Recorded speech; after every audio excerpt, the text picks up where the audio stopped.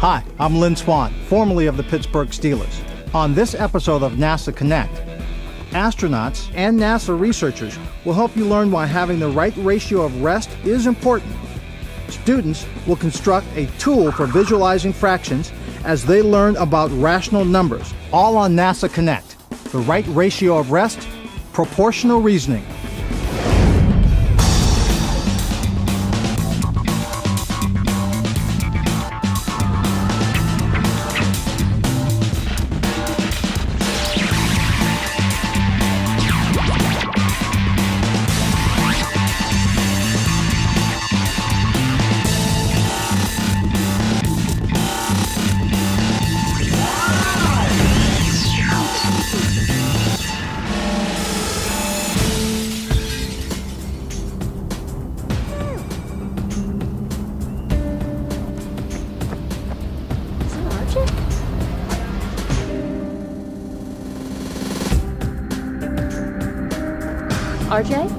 RJ, wake up. Oh, hey, Jen. How you doing? RJ, I'm doing fine. The question is how you're doing. You look beat. Are you okay? I've just been really tired lately. I even fall asleep in class. You know what? Today my teacher had to wake me up. You're kidding me. That's not good. RJ, what's going on? Track meets and practice keep me pretty busy, and I have to stay up late every night doing my homework. I mean, it's hard for me to get up in the morning, and I can't seem to keep my head up during class. I mean, I'm beat. RJ, if you keep going like this, you're going to burn out. Now, have you ever heard of the term biological clock? Isn't that where your body has to be in sync? Sort of. A more scientific way of talking about your biological clock is the term circadian clock. Now, this is when your sleep period and your activity period are coordinated with the environmental dark and light cycle. The circadian clock acts as a master control to ensure that the various systems of the body, the nervous system, the respiratory system, the cardiovascular system, and others, work together. Now, if your clock is out of sync, your health and performance will be negatively affected.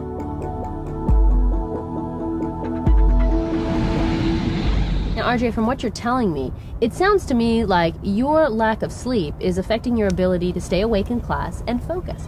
We've already talked about how NASA is researching good nutrition and exercise, remember? Well, NASA's also researching sleep as well.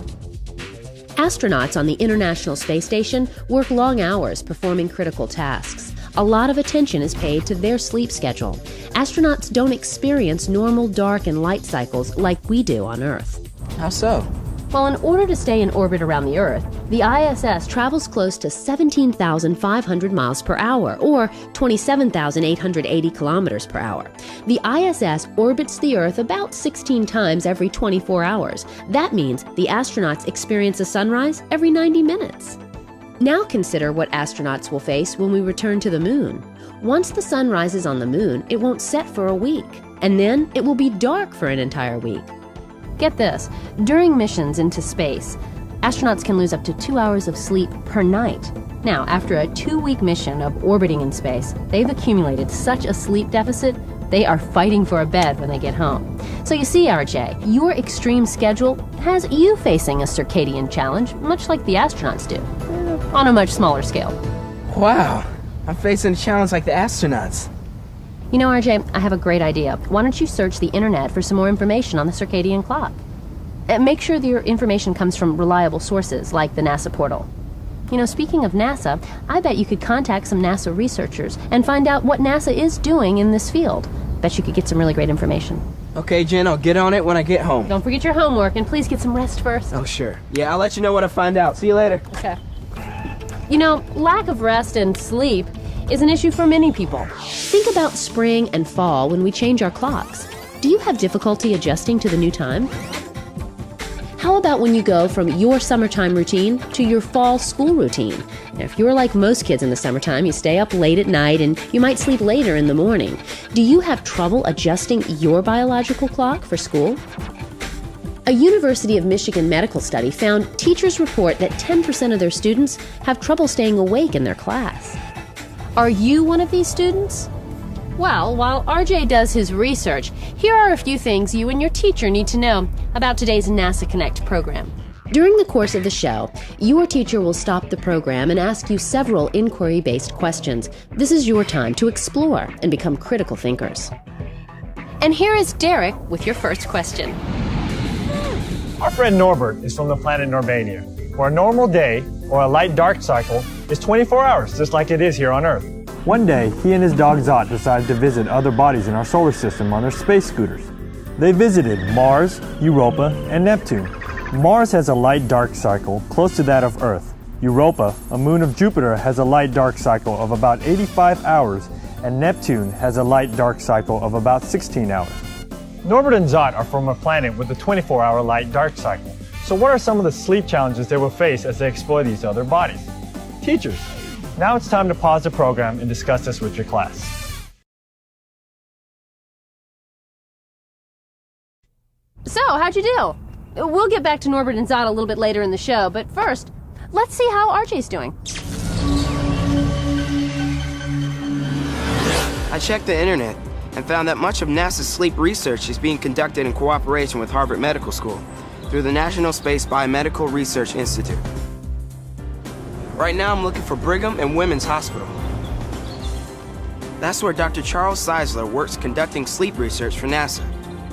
Inside specially designed rooms, by varying the lighting over time, he's helping astronauts understand the sleep challenges they may face when they travel to the Moon, Mars, or planets beyond. Dr. Czeisler, what is a circadian clock? All living organisms have a circadian or biological clock. In mammals, it's located within the brain. This clock helps to synchronize body functions with the external environment. Through its connections with the eye, the brain receives information about the external light-dark cycle. By coordinating the body's biological clock with sunrise and sunset, the clock resets, helping to synchronize the rhythms that optimize the body for daily living. Without light-dark cues, most individuals would go to bed and wake up later each day. Why is that?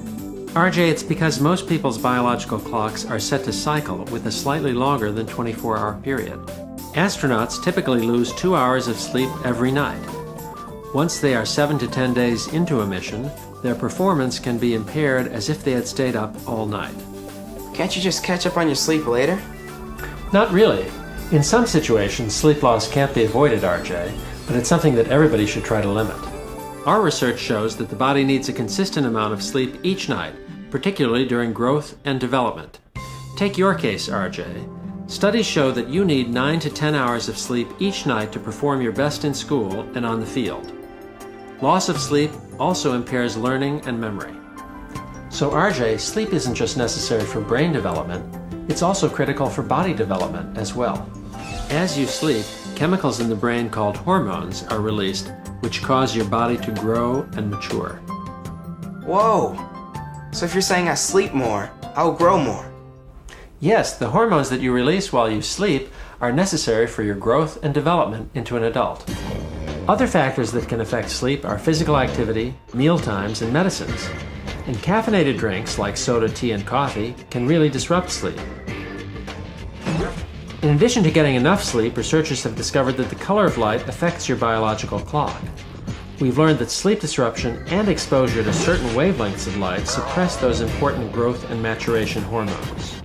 RJ, this is one of the machines we use to measure the benefits of the different wavelengths of light. Want to check it out? We found shorter, bluer wavelengths of light, like those we see looking at the Earth's blue sky, are much more effective for resetting our circadian clock. Now let's see what a Martian sky is like.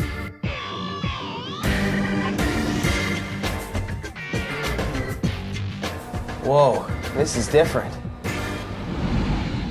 Longer, redder wavelengths of light, like those in the Martian sky, are less successful at resetting our circadian clocks. When we plan for future exploration of Mars, we will need to think about how the biological clock will respond to the unearthly color of the Martian skies. Wow, that's a lot to think about. Our research with the color of light may reveal unknown benefits to us. But RJ, here's the bottom line. If you get enough sleep, you'll be more alert, your athletic performance will improve, and you'll have faster reaction times. Maintaining a good sleep schedule, eating a healthy, well-balanced diet, and following an exercise regimen all contribute to better minds and bodies. They're the 3 pillars of good health. You have to have the right ratio between rest and activity to be your best. For someone your age, that would be a ratio of 9 hours of sleep out of a 24-hour day. RJ, what does your schedule look like? Well, I get up at 6:30 and I try to catch the bus at 8. Sometimes I'm late for school. At 8:30, school starts and I'm in the building until 2:30. Then I go to track practice from 3 to 6. I rush home, do my homework in my room.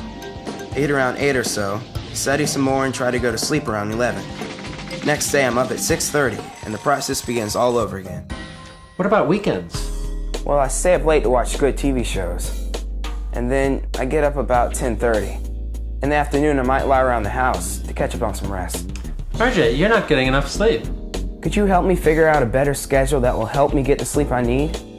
Sure, let me work on it and get back to you later. Thanks. Any help you could give me would be appreciated.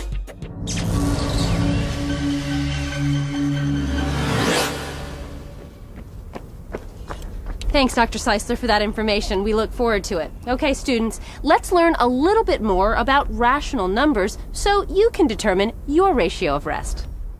Numbers can be written in different forms, depending on how they're being used. We're going to look at 3 forms of rational numbers: fractions, decimals, and percents. One way to write a rational number is as a fraction. A fraction has a numerator and a denominator. For a rational number, both of these must be whole numbers, and the denominator must not be 0. The denominator is the number of equal parts you divide the whole into. The numerator stands for the number of pieces you are considering out of the whole. For example, Norbert is going to eat a pizza. Now, the pizza is cut into 10 equal pieces. He eats 7 pieces out of the 10, so we can say he eats 7/10 of the pizza. Even a whole number can be written as a fraction when you put it over the number 1. Now, any fraction with the same numerator and denominator is equal to 1. And if you think about it for a minute, it makes sense. If Norbert had 10 slices in the whole pizza, that is the denominator. And if he ate 10 of them, that is the numerator. The resulting fraction would be 10/10, or 10 divided by 10, and that equals 1 whole pizza. Another way of describing how much pizza Norbert can eat is by using a decimal. To express a fraction as a decimal, we divide the numerator by the denominator. In Norbert's case, we divide 7 by 10, like this. We call this 7/10. Now, we can say that Norbert has eaten 7/10 or 7/10 of his pizza. There is still another way to express how much pizza Norbert has eaten, and that is using percent. Percent is a special fraction that is always based on 100. We can express any decimal number as a percent simply by multiplying by 100. 7/10 multiplied by 100 is 70%. Let's review. 7/10 equals 7/10 equals 70%. Now that you know how to express rational numbers as fractions, decimals, and percents, try this example. Don't forget to look for equivalent fractions, too. Norbert orders an 8-slice pizza and eats 6 of the slices. Show how much he ate using a fraction, a decimal, and a percent. Teachers, now might be a great time to stop the program as students work this out.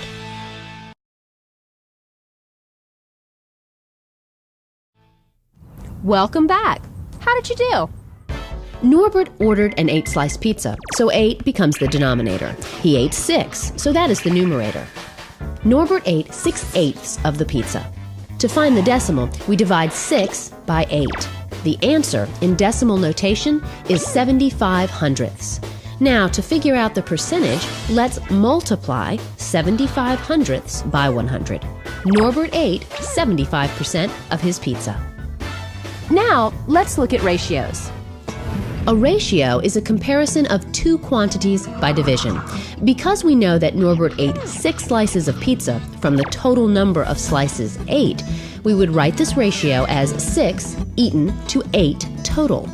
Ratios can also be written as fractions, like this: 6/8. Now let's look at proportions. A proportion is an equation stating that 2 ratios are equivalent. Let's compare how much pizza Norbert ate compared to how much Zot ate. The unit is a slice.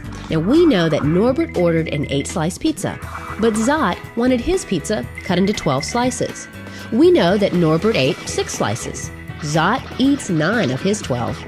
Norbert's ratio of eaten slices to total slices was 6 to 8. What will Zot's be? That's right, 9 to 12. To see if these ratios form a proportion, we set them up like this. 6/8 equals 9/12. Next, we cross-multiply the denominators and numerators like this. If the answers on either side of the equal sign are the same, then the two ratios are proportional. Now that we know Norbert has been well fed, Let's visit with students from Cole Middle School in Oakland, California. They're doing a classroom activity on decimals and percentages, along with some scientific observations on their sleep.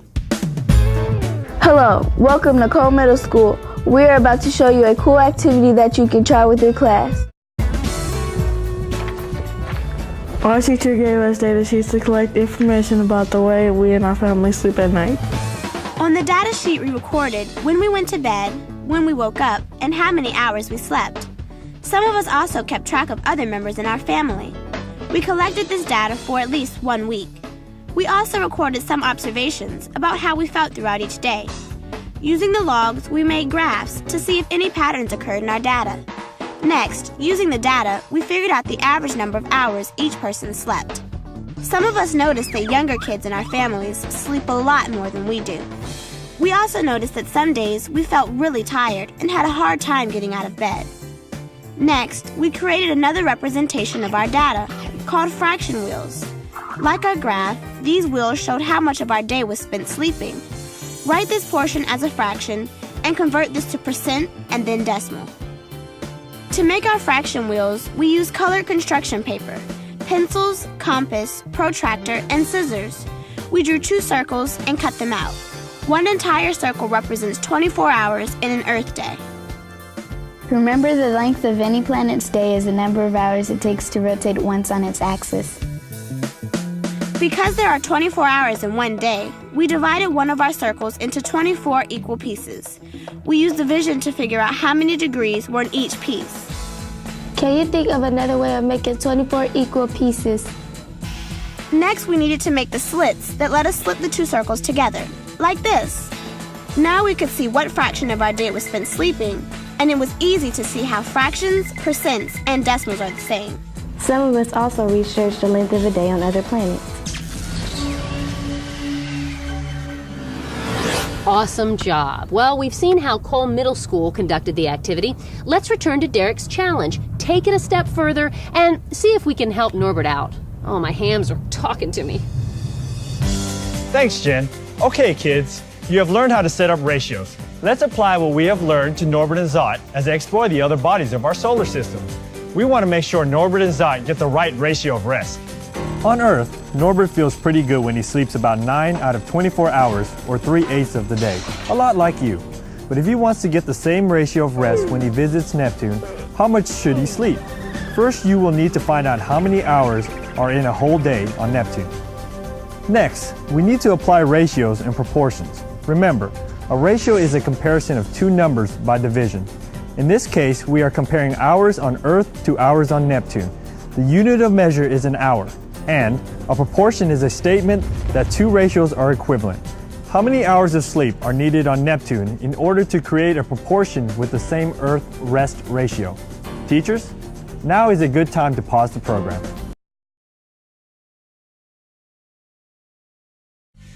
Let's see what you came up with. You should have set up a proportion that states 9 over 24 hours on Earth is equivalent to x over 16 hours. We use the variable x for the amount of sleep hours since we don't know the value yet. Next, we will cross-multiply like this. Find the products on both sides of the equation and solve for x. X equals 6. In order for Norbert to sleep 3/8 or 9/24 of his day while on Neptune, he should sleep about 6 hours while on Neptune. Don't worry if you got this answer wrong. You can always try again.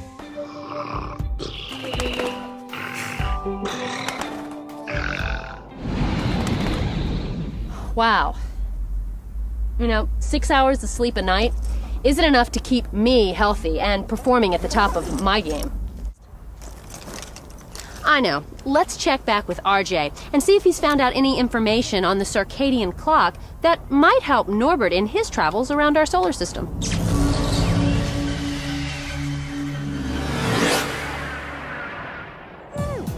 Hi, RJ. I understand you need some information about sleep patterns in outer space. Yeah, I was wondering how you get enough rest with all the critical work and exercise you do.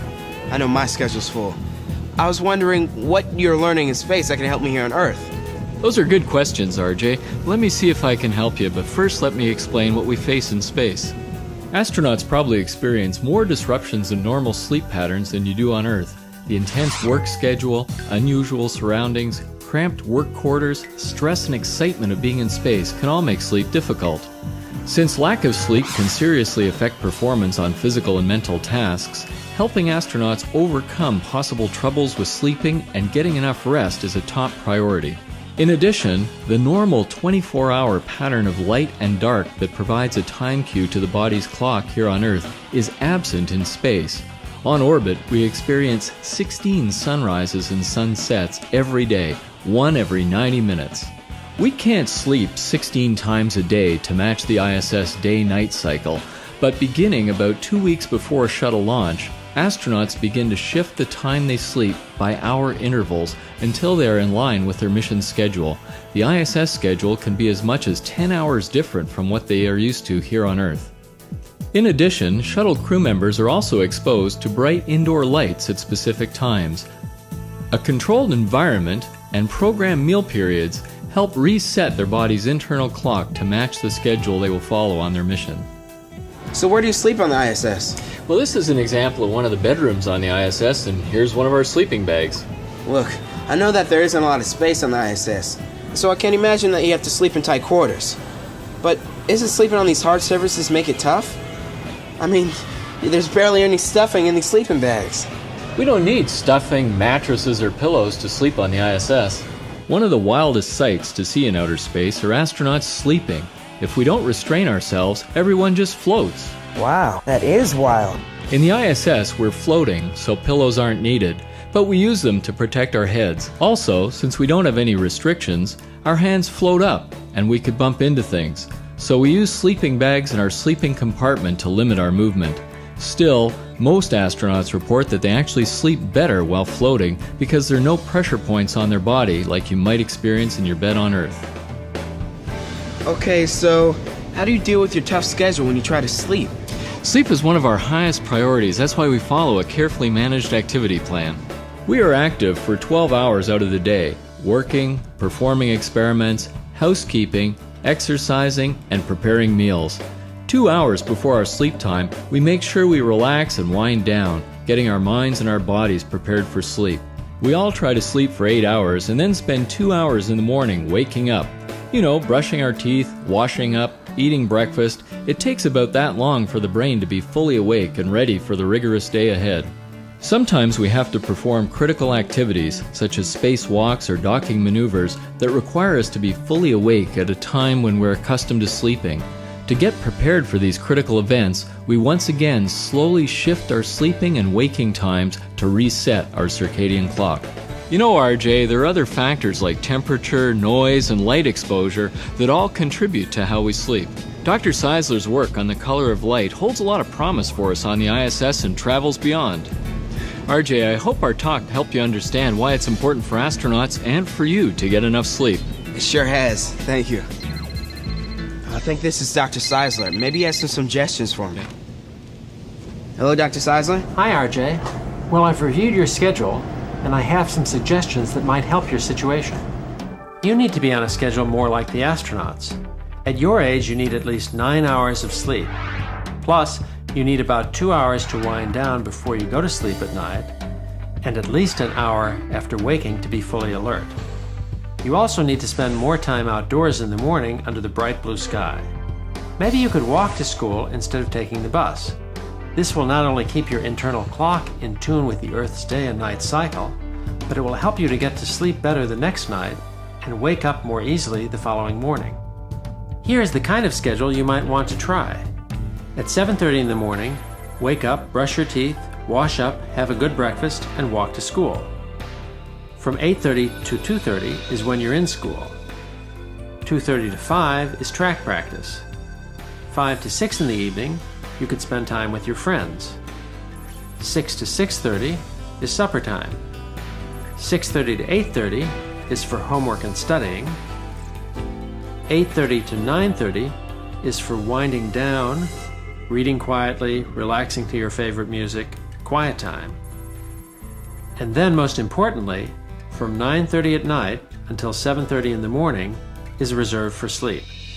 Wow, I get a whole hour to hang out with my friends, and I can read my comic books while I wind down. This schedule is sweet. Remember, RJ, because this schedule gives you the rest that you need, you'll get much more out of your everyday life, including school and study time. You'll want to follow the same wake and sleep schedule on the weekends, because otherwise it takes several days for your biological clock to reset.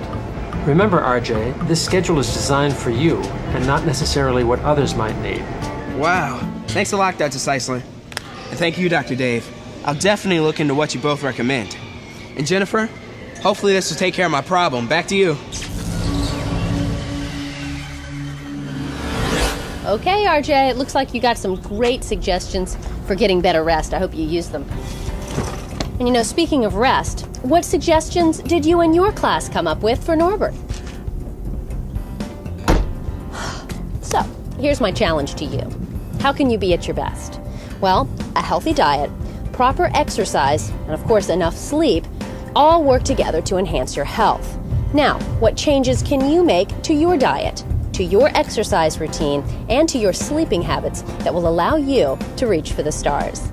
To help you with this challenge, you might want to watch the NASA Connect programs Better Health from Space to Earth and Good Stress. Well, that wraps up another episode of NASA Connect. We'd like to thank everyone who helped make this program possible. So until next time, stay connected to math, science, technology, and NASA. I'll see you then. Goodbye for now. Yo, turn up the ratio. Yo, turn up the ratio. Yo, turn up the ratio. Say turn it up. Yo, turn up the ratio. Yo, turn up the ratio. Yo, turn up the ratio. Turn it up. Yo, turn up the ratio. Yo, turn up the ratio. Yo, turn up the ratio. Turn it up. Yo, turn up the ratio. Yo, turn up the ratio. Yo, turn up the ratio. I'm out of rhythm and I'm out of sync. My eyes open last night, I couldn't catch a wink. See in my world, you know I'm losing focus. Can't get my head around all the hocus pocus. Damn, I like to play Madden, I gotta pass. Yesterday I fell asleep in class. I'm feeling like I'm